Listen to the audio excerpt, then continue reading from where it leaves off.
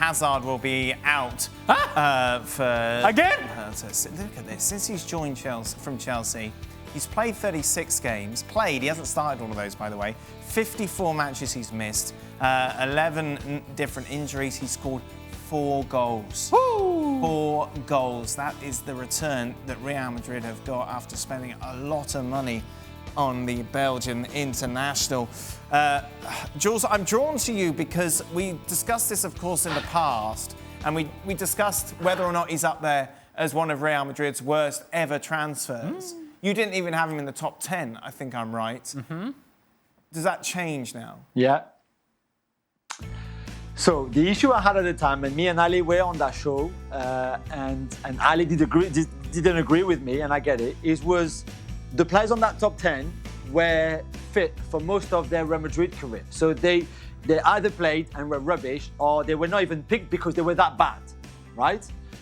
The issue I had with Hazard was that, and Ali disagreed with what I'm just going to say, but it's not his fault if he spent all that time injured. He didn't ask anyone to injure. All he wanted was to make his dream come through, to sign for Real Madrid, the biggest club in the world for him. That was his dream since he was a kid, to one day play for them, especially with Zinedine Zidane as a manager.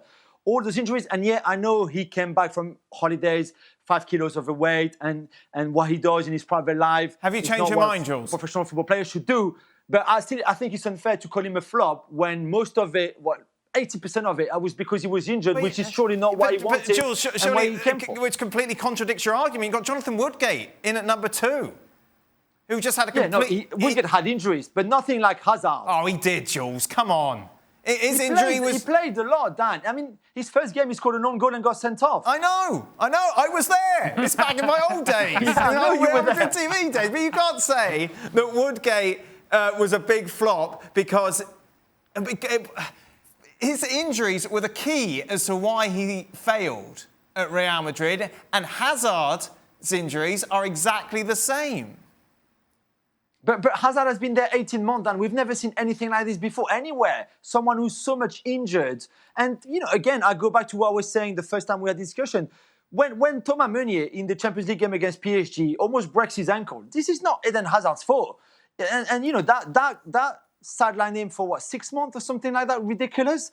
He was playing, he was getting better, of course, and I know Ali is going to mention it, and he's right, 100%. You don't come back to a new club like this, 5 or 6 kilos overweight. This is wrong, and I agree with that. But there's a lot of factors in why Hazard has been so much injured, why he is flopped. That was not down to him. That's the only point I want to make. But it's still a terrible signing. Yes, it is. Regardless of how we got here, it's a terrible signing because of the money you have invested, because of the expectations that you had on the player, because of the return that you expected from this player and what you have gotten so far. Those things don't match up. And while it is the case, indeed, that I appreciate this was his dream, if indeed it was his dream, he could have done a whole lot better job of being ready to play for Real Madrid from the first minute, knowing full well the player that he was taking the place of.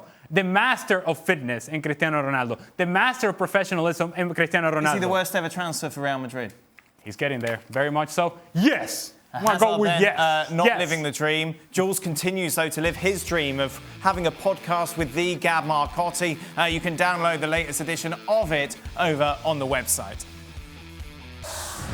Well, thank you very much for watching ESPN on YouTube. For more sports highlights and analysis, be sure to download the ESPN app. And for live streaming, premium content, and let's not forget as well, ESPN FC 7 days a week. Subscribe to ESPN+.